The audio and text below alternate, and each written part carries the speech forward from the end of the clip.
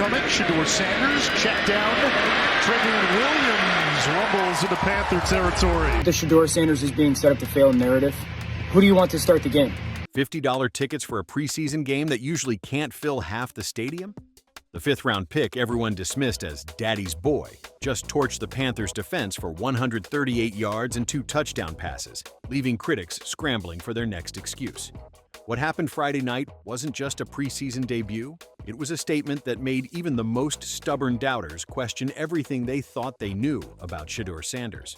Shedeur Sanders to throw on first down, and that one complete to Brendan Bates, listed third on the tight end depth chart. Reality hit different when Sanders stepped onto that field, didn't it? While keyboard warriors spent months crafting their Coach Prime's spoiled son narratives, the kid was quietly mastering an NFL playbook that Dillon Gabriel, with his record-breaking college career, was still struggling with. The irony is almost poetic. The same people who claimed Shedeur wasn't ready for prime time just watched him operate with the poise of a 10-year veteran. Thankful for the opportunity first. I'm thankful for being able to look in all those and every player that was out there participating eyes and tell them this new, this a family. On third down, Sanders airmails his wide receiver. Sal Cannella, the intended. Browns fans witnessed something special in those opening drives, and I'm not talking about your typical rookie jitters followed by garbage time heroics. Sanders completed his first few passes with surgical precision, finding receivers in tight windows that would make seasoned quarterbacks sweat. The kid who supposedly couldn't handle pressure looked like he'd been playing professional football his entire life. You know you gotta do that. What's up? Got your Wi-Fi on, man. Got your Wi-Fi on. Oh, we got twins. Yeah, come on, you know how we come from. I ain't even playing And they got me mic'd up though. Hey, we ain't even playing that. Come on, man, y'all know what time it It's a is. connection, man. Yeah. Hey, get out there today. I know it's love. Chemistry between Sanders and his receiving core wasn't accidental. It was the product of relentless preparation that his critics conveniently ignored. While everyone was busy counting his father's social media posts, Shedeur was building rapport with undrafted free agents like Luke Flourier and developing timing routes that would make Jerry Jeudy jealous. The touchdown passes weren't flukes. They were the culmination of hours spent perfecting concepts most rookies need seasons to master. Oh, I think he played well. And there was a couple decisions he had to make once he was forced away from the pocket and made some really nice throws in the red zone, very accurate. Here's one here, he rolls out now. Watch. Yellow's going to tell you that basically, you know what, it could be a dangerous throw. The green is he's open. Watch him wait it out. But what I like, he squared his shoulders up and made a nice throw. Mechanics tell the real story here, and this is where things get interesting for anyone still clinging to their preconceived notions. Watch the film, not the highlights, the actual game footage, and you'll see Sanders doing things that Dillon Gabriel, with all his college accolades, hasn't consistently demonstrated. Rolling out of the pocket, keeping his shoulders square, threading passes into coverage. These aren't traits you fake or luck into during one preseason game. Coach Kevin Stefanski said he was pleased with the way Shedeur Sanders operated the offense, and that was really all he was looking for. The plan was to get Shedeur Sanders about 50 plays out there. He was out there for 45, got a little less than 3/4 of action. We saw him throw those 2 touchdown passes. Stefanski's post-game assessment was telling, though he played it cooler than a Cleveland winter. Well, now he is saying that he is pleased with the way Shedeur operated the offense. But in reality, that's coach speak for, oh, what I have done. This kid might actually be the real deal. When you're dealing with a quarterback room that includes Kenny Pickett's proven mediocrity and Joe Flacco's fossil fuel arm, even measured optimism sounds like a love song. This shows the true sentiments of the organization. Well, Stefanski's plan was simply to get Sanders reps and put material on film for teaching purposes. Mission accomplished, but the teaching points might be different from what anyone expected. Instead of correcting rookie mistakes, they'll be studying how to replicate elite-level pocket presence.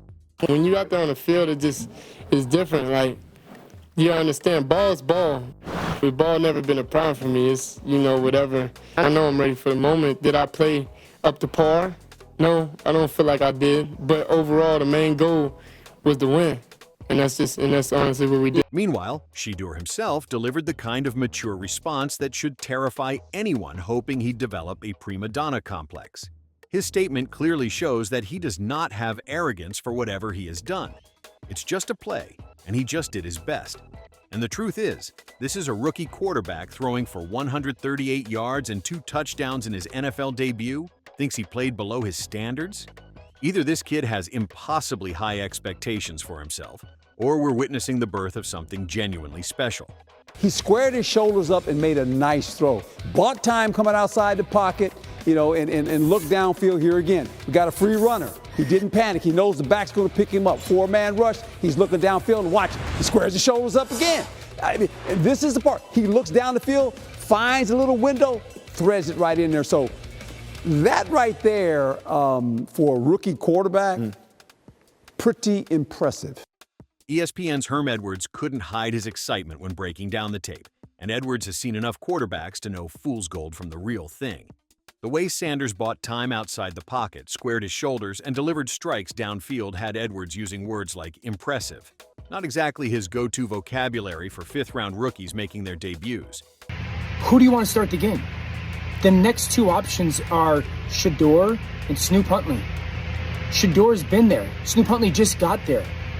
So while Shedeur may not have had reps with the ones, what else do you want them to do in Cleveland? Truthfully, the national media's set-up-to-fail narrative always reeked of lazy journalism, but Dan Orlovsky dismantled it with surgical precision. Who exactly did these brilliant analysts want Cleveland to start? Joe Flacco, who's older than some coaching staffs? Kenny Pickett, who Pittsburgh couldn't wait to unload? Dillon Gabriel, nursing a hamstring injury? The logic was always flawed, but now it looks downright ridiculous. The cheapest get-in ticket price tonight at Bank of America Stadium is $50. And it's the worst seat in the house. Speaking of ridiculous, let's address the elephant in the room, the ticket prices. $50 for the worst seat in a stadium that usually can't give away preseason tickets tells you everything about the Sanders effect. This wasn't Browns fans showing up to hate watch. This was genuine excitement about seeing something potentially historic unfold. The fact that he's a very accurate thrower on the run and make plays out of the pocket. So I think you're going to get the full gamut. I mean, when you get 50 plays, like you got to dip into something, right? Nathan Zagura's pregame analysis proved prophetic when he predicted Sanders would get the full gamut of offensive concepts. What Zagura couldn't predict was how effortlessly Sanders would execute them. The spread formations, the play-action boots, the pocket presence, it all clicked like Sanders had been running Stefanski's offense for years rather than months. Early in the game now, he ran around a little bit too much. There was a couple plays where he ran around. I said, Shedeur, don't do that. But I think he settled down and got into the flow of the game. Remember, there was a lot of pressure on him. And you say what you want, but there's a lot of pressure on him to start this game. That is a rookie, and he showed to be ready to go more than anything. Statistics only tell part of the story, but they're worth mentioning because context matters. Those 138 yards came against a Panthers defense that wasn't exactly rolling out the red carpet. 2 touchdown passes without an interception might not sound earth-shattering until you remember this is a 5th-round pick making his professional debut in a quarterback room where he wasn't even getting first-team reps. Building momentum requires more than one good game, but Friday night established a foundation that skeptics will struggle to demolish. The accuracy, the decision-making, the leadership, these aren't qualities that randomly appear and disappear. They're indicators of something sustainable, something that could reshape Cleveland's quarterback narrative for the next decade.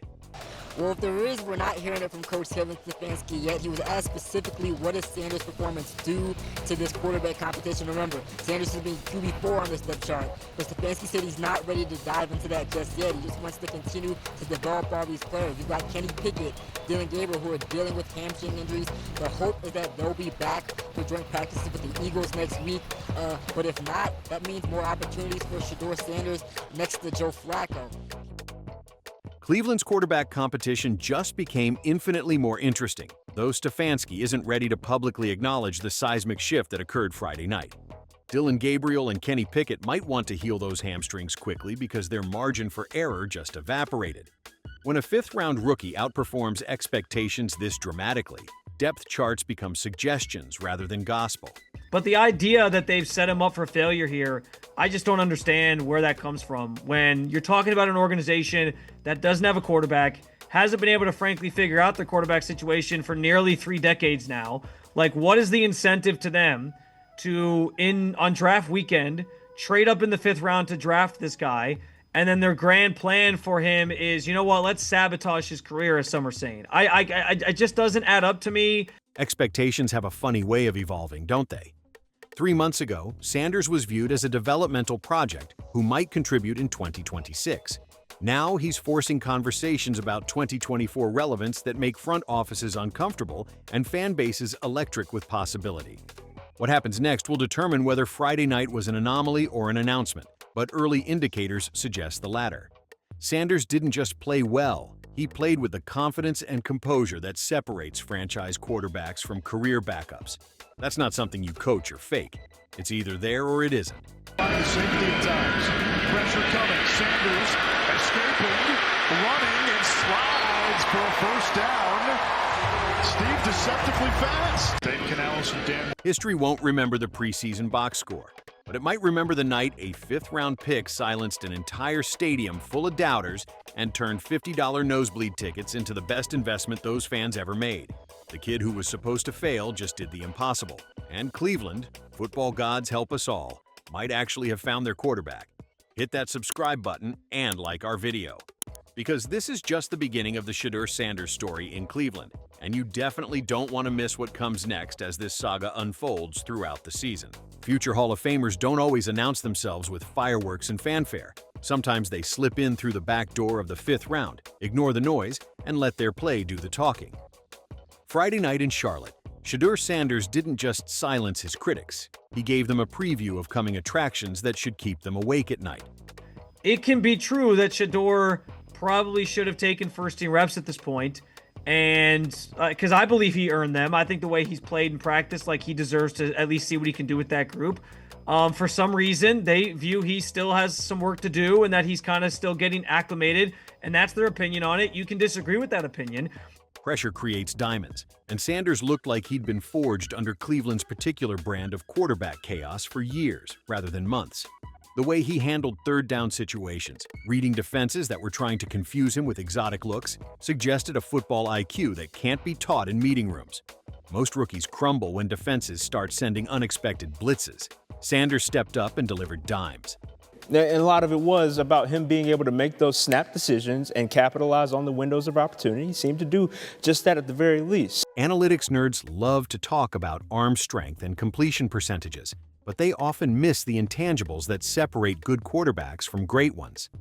Sanders displayed that rare quality where time seems to slow down in the pocket, making throws that required not just physical ability, but genuine anticipation of what receivers would do before they knew it themselves. That's not rookie luck, that's quarterback DNA. On second down, on play action. Sanders pumps, hit by Ashawn Robinson, moves the pocket and floats it too high. Comparing Sanders to other recent 5th-round quarterbacks makes his debut even more remarkable. Think about the last time a Day 3 pick walked into his first professional game and looked this comfortable, this prepared, this naturally gifted at reading defenses. The sample size is basically non-existent because what happened Friday night simply doesn't happen to players drafted where Sanders was drafted. It's going to be a great game tonight for my boy Shedeur Sanders. I'm telling you that right now. Write this down right now. Write it down. Shedeur Sanders will have 6 total touchdowns in this game tonight. Remember what Alfonso called into the radio show predicting? 6 total touchdowns for Sanders in his debut. Now that sounds less crazy and more like someone who actually watched this kid play. While national analysts were busy manufacturing drama about set-up-to-fail narratives, local fans who'd been paying attention saw exactly what they expected. A quarterback who thrives when the lights get brightest and the stakes feel real. Subscribe to our channel for more Sanders updates directly from the grounds of Shedeur's seasons.